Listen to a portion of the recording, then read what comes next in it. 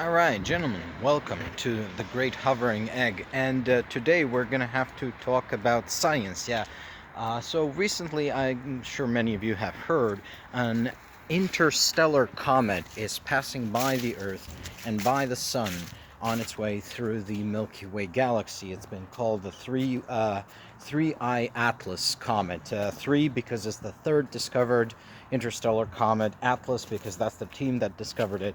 I because it's interstellar, which means it crosses multiple star systems on its journey through the Milky Way.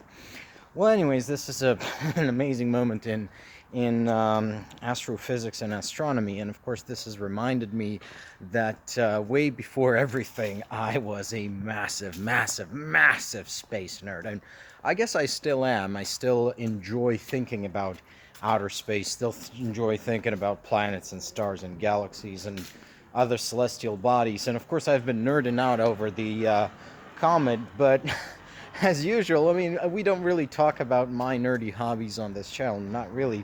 But we do have to talk about the way in which we are experiencing epistemic collapse in Western discourse right now as a result not only of bad actors but also as a result of indulging our lower impulses in the intellectual realm. So I guess some of you already know that there's been speculation that Three-Eye Atlas is an alien spaceship, and the source seems to be, I think his name is Avi Loeb, right? So he's supposed to be some sort of scientist, although not very respected in the scientific community. And he says that due to the anomalous readings of the interstellar comet, well, we can't really call it a comet. This is not really a comet. Therefore, it's probably an alien spaceship. Okay, so let's break this down a little bit.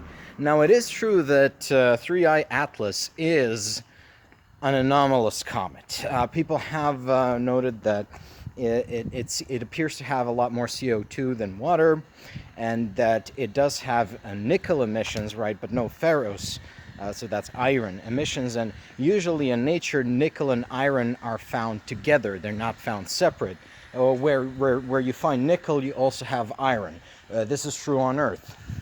And basically, its plumes are larger than a typical comet. There's this. You can look it up yourself if you're really interested. But what's really amazing to me is that yes, this is actually true. This is an anomalous comet. But then again, what do we really know about comets? You know, we know about comets within the solar system, right? Within our solar system, we know how comets behave in this particular very narrow area of space.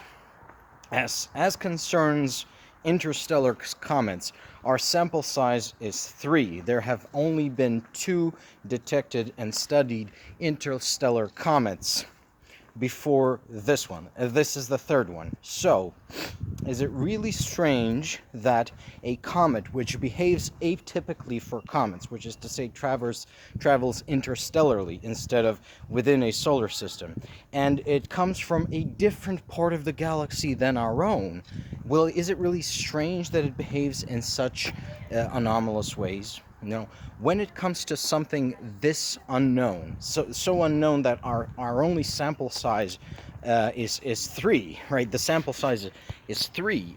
Is it really any wonder? We should really have been expecting the unexpected, as they say. It's not strange for this thing to act in an anomalous way. And that means basically, what should we do? Well, if we had detected the thing sooner, we could have launched a probe to intercept it and study it in better detail. And great missed opportunity there, but let's not quibble at it. And let's not quibble about it. I mean, no use crying over spilled milk.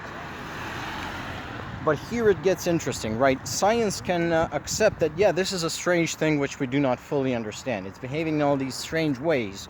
which we do not fully understand. We should have maybe expected this, yeah, because it's an anomalous comet. It comes from a very strange region. It comes from interstellar space. What the fuck do we really know about interstellar space? We haven't been there, right? None of our probes have been there. Even Voyager 1, which is the furthest in space, it still hasn't cleared the Oort cloud, which is basically the last feature of the solar system. It's barely out of the scattered disk. I mean, it's not out of the scatter. It never really entered the scattered disk because it's not on the plane of the elliptic. But that's quite besides the point. The reality of it is we don't really know anything, and the scientific mindset is prepared to accept that, you know what, we actually don't know. We need more data, we need more research, we need to keep hitting the books, we need to keep conducting experiments, we need to be observing more, we need to send a probe, we need to wait for another interstellar comet to come. Maybe it won't come, maybe we won't get lucky, but fundamentally you have to be prepared to just throw up your hands in the air and say, we don't really know, the data's not here. That's part and parcel of having a scientific worldview, that sometimes you just don't have the data. And you don't jump to conclusions. And here's where it gets interesting. 3I Atlas is a strange comet. It's behaving in ways which are not typical of comets. Therefore, we cannot really conclude one thing or another. I mean, it's just another data point in the data set, right? But when you have an unscientific point of view, well, what you do is then you jump to a conclusion. And if you're also of a conspiratorial bent, you start resolving this uncertainty in favor of a politicized outcome. So, it's not just a strange comet.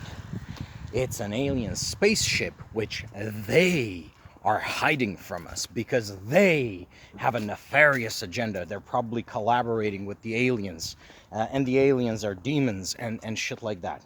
See, this is the core of the sort of conspiratorial mindset. You come across uncertainty or ambiguity, and because your mind cannot tolerate uncertainty and ambiguity, you seek for a way to resolve it one way or the other, and in resolving it, you fall prey to your own cognitive biases, which we all have as human beings. Like, the thing about having a sort of scientific or rational worldview is not to say that I don't have cognitive biases. I do have cognitive biases, but it's important to be aware of them and not to allow them to fill in the gaps left by uncertainty. Which means that in yourself, you will have to cultivate a mindset where you're just comfortable with uncertainty, with just throwing up your hands in the air and saying, you know what, I don't know. Not enough data has been gathered. We have not had sufficient observation. We have not conducted sufficient experiment. We need to think more deeply about this. We need to do this. We need to do that. You know what? Yeah, we don't know. However, there is the other kind of worldview, which I've increasingly grown to say this is basically the right-wing worldview, does not really tolerate uncertainty, ambiguity, and it's not comfortable with dynamism. It wants to know, and it wants to know now.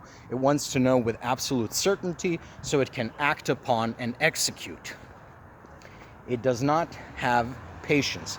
And I think it's fundamentally the root cause of this is an undynamic mind, which is not patient, does not tolerate the inability to tolerate ambiguities and uncertainties really just comes from a sort of cognitive deficiency found in these conspiratorial types. And the thing is, this is basically leaking into the broader right wing. And so everyone who's right of center is essentially becoming this sort of let's call it cognitively challenged person who cannot tolerate uncertainty, cannot tolerate ambiguity, and therefore, when they come to a situation where there's a dearth of evidence, a dearth of experimentation, a dearth of data, insufficient data, they jump to whatever conclusion fits their own cognitive biases. In this case, they have elected to basically politicize this strange comet and say, oh, well, science is lying to you.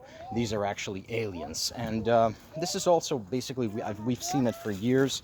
from the intelligent design days, with evolution. Every time there is uncertainty about anything, every time where, well, science can't explain this. Well, science never claims to explain everything. Science can explain the things it knows through data. If you have the sufficient data, science will give you an explanation for this. We call these explanation theories.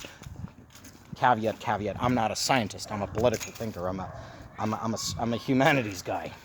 But that's the social role of science, and that means that's at various points, scientists are going to throw their hands up in the air and say, we don't know.